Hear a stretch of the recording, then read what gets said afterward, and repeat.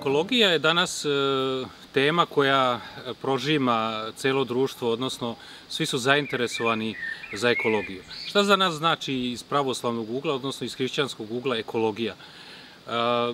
Kada pogledamo oko sebe, vidimo da je Bog stvorio sve, znači za nas pravoslavne, kako mi otkrivamo Boga?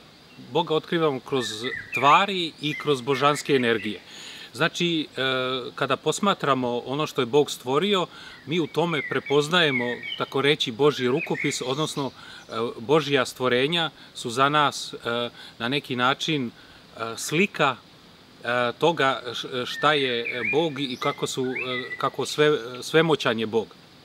Tako da, iz tog ugla za nas pravoslavne je određen naš odnos, tako reći, prema ekologiji, odnosno prema svemu što je Bog stvorio. Pošto smo mi ljudi takođe iz našeg pravoslavnog ugla stvoreni od Boga, sve što je drugo što je stvorio Bog, priroda je deo nas, odnosno mi smo deo toga.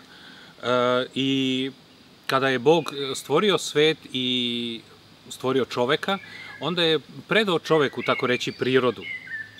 Predao prirodu i sve što je on stvorio čoveku da koristi, ali istovremeno predao mu je to na odgovornost. Isto kao što nekad roditelji dete daju nekome da čuva, znači taj što treba da čuva to dete ima odgovornost. Tako i mi smo dobili sve što je Bog stvorio u našu odgovornost da o tome se brinemo. I na osnovu toga je određen automatski naš odnos prema prirodi i prema ekologiji.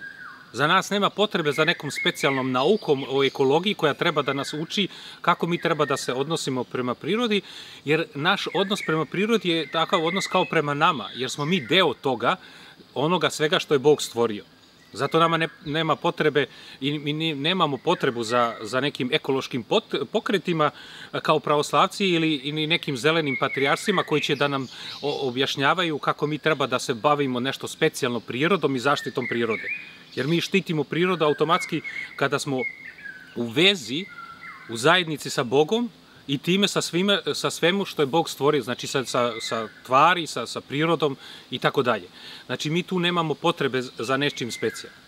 A ekologija, kao i sve nauke koje su stvorio čovek i drugi pokreti, ideologije, bazira suštinski pošto prolazi iz čoveka, ono često bazira na tome da čovek sam sebe stavlja na prvo mesto. Znači, čovek se odvojio od Boga, počeo da koristi prirodu na jedan negativan način, znači da zloupotrebljava prirodu, da izrabljuje, a onda se setio da treba tobože tu prirodu da zaštiti. Znači, u biti, u suštini je jedna laž. Znači, čovek sebe laže time zato što prirodu stavlja u kontekst van Boga, znači ne vidi prirodu kao Božju tvar, Božji dar čoveku da ga koristi kao dar i da ga sačuva, nego kao objekt koji je on koristio. Sada se smanjuje taj prosto objekat, jer je uništio prirodu, pa sada kao treba da je zaštiti. Ali on je ne štiti zbog toga, zato što ima to saznanje da je to Božja tvar, nego prosto objekat koji je trošio se smanjuje, pa sada, eto, da bi mogo još duže da ga troši, sad će malo da se pobrine o tom objektu, toj prirodi, odnosno u ekologiji.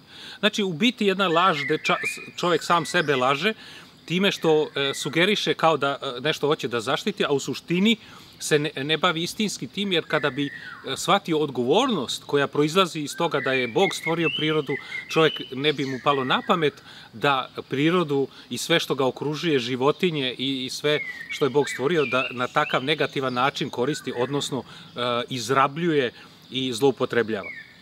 Znači, zapadno društvo koje je upalo u taj sistem bogootpadništva, otpalo od Boga, otpalo je automatski i od prirode i od svega što je vezano za ono što je Bog stvorio.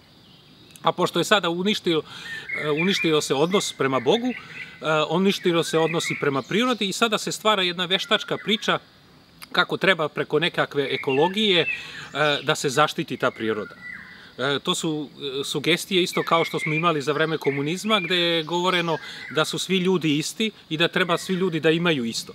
Što je u suštini isto jedna laž, jer na kraju krajeva u tim sistemima uvijek je neko opet imao više od onog drugog, a mi znamo da čovek je unikatan i da nijedan čovek nije isti spram drugoga, nego smo svi pred Bogom isti. Što je suštinski jedna razlika, da li smo mi ovdje na zemlji svi isti. Što je sugerisala opet neka ideologija koju je čovek stvorio, slična kao tom ekološkom pokretu.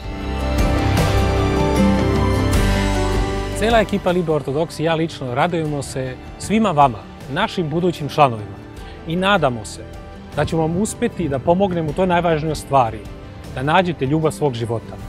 Volite pravoslavno.